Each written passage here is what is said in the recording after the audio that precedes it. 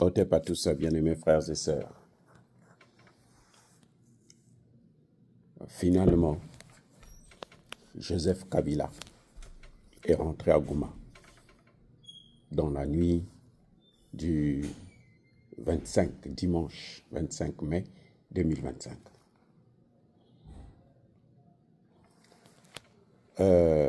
Cette entrée à Goma, son installation, l'installation de son QG, de sa résidence à Goma, a plusieurs significations. D'abord, il assume la paternité des mouvements rebelles M23 AFC. Cela signifie, quand il rentre comme ça à Goma, cela signifie qu'il est, lui, le chef de ces mouvements rebelles. C'est un accord avec Kagame pour que lui, il puisse prendre la paternité afin de sauver Kagame. Ce qu'il est en train de faire, en fait, il veut sauver Kagame. Il veut montrer au monde entier que ce n'est pas la RDC, n'a pas un problème avec le Rwanda ou l'Ouganda, mais la RDC a un problème avec les Congolais. Bien entendu, il faudrait dans ces circonstances, dans le cas présent, que Tshisekedi et son gouvernement puissent démontrer à la communauté internationale que Kagame n'a jamais été un vrai Congolais, c'est un Rwandais qui a usurpé le titre un Rwandais plutôt qui a usurpé le titre de Congolais et qui a géré en tant que tel. C'est d'ailleurs pour ça qu'il a été l'ami de Kagame. Avec Kagame, ils ont détruit l'armée et l'administration congolaise pendant 18 ans. Ça, ce sera le défi que le président Tshisekedi devrait, en principe, à mon avis, si j'étais son conseiller, c'est ça qu'il devrait relever. Donc, la première hypothèse, la première signification de cette entrée dans Goma, c'est parce qu'il vient prendre son mouvement, il vient gérer la situation lui-même sur le terrain. Vous savez qu'en fait, ils avaient voulu, à un moment donné, que Kabila rentre pour déclarer l'État du Kivu. Et peut-être même prendre Kisangani et Lumumbashi, déclarer un grand État. Donc lui, il est le président. C'est pour ça qu'il vient là.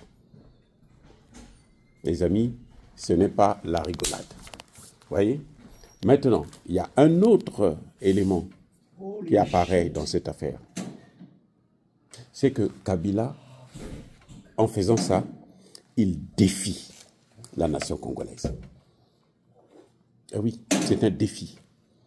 Il déclare la guerre à la République démocratique du Congo.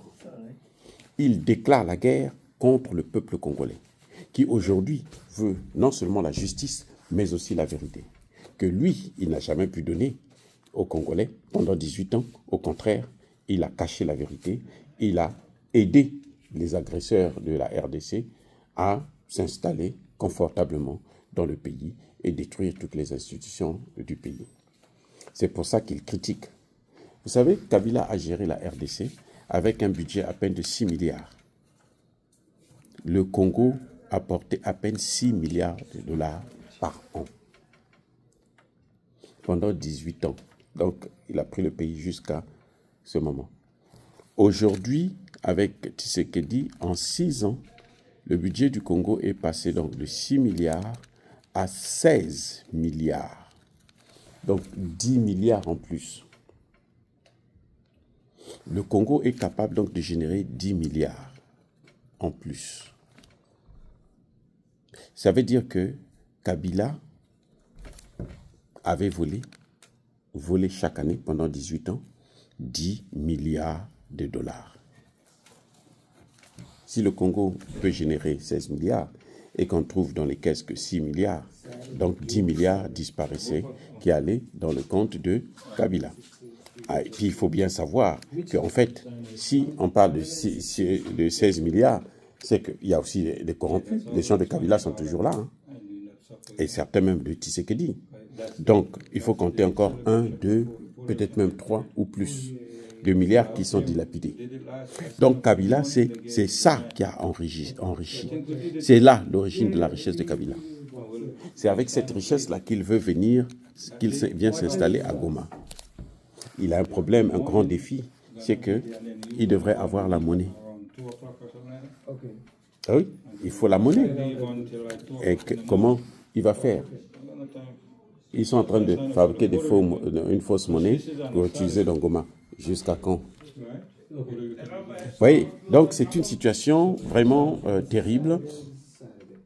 Et j'espère que le président Tshisekedi prendra toute la mesure de la situation. Et surtout, il n'y a pas d'excuses. Mais ça montre aussi que Kabila est en perte de vitesse. Parce que nous savons très bien que le temps où les Congolais acclamaient des fous, des étrangers, comme lorsque Kagame est rentré pour la première fois avec Laurent Désiré Kabila, ce temps-là est révolu. Les Congolais aujourd'hui ne veulent plus acclamer les étrangers. Les Congolais veulent maintenant un Congolais à la tête de leur pays. Donc, tout ce que Kabila est en train de faire là, c'est le cinéma. Dans son discours, vous l'avez entendu, il parlait comme s'il était encore président. Il est nostalgique. Il croit qu'il n'a pas assez fait du mal au Congo et il veut faire plus. Mais croyez-moi, c'est fini. Les amis, la seule personne qui peut le sauver, c'est Tshisekedi, s'il est laxiste, s'il ne laisse pas Moutamba mettre en place sa stratégie jusqu'au bout. S'il le fait, eh ben, c'est lui-même, Tshisekedi, qui va tomber. S'il protège Kabila, lui, Tshisekedi va tomber.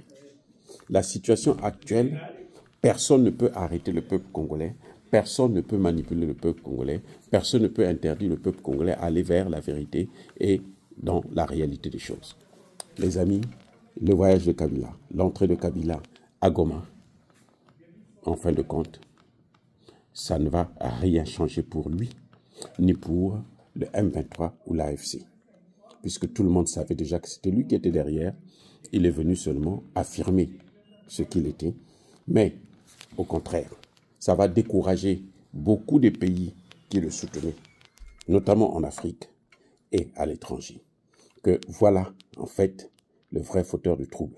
Même si il veut protéger Kagame, lui, il tombera avec Kagame. Parce que le sort de Kagame aussi est déjà scellé et que personne ne peut sauver ce bateau qui coule. Soyez bénis.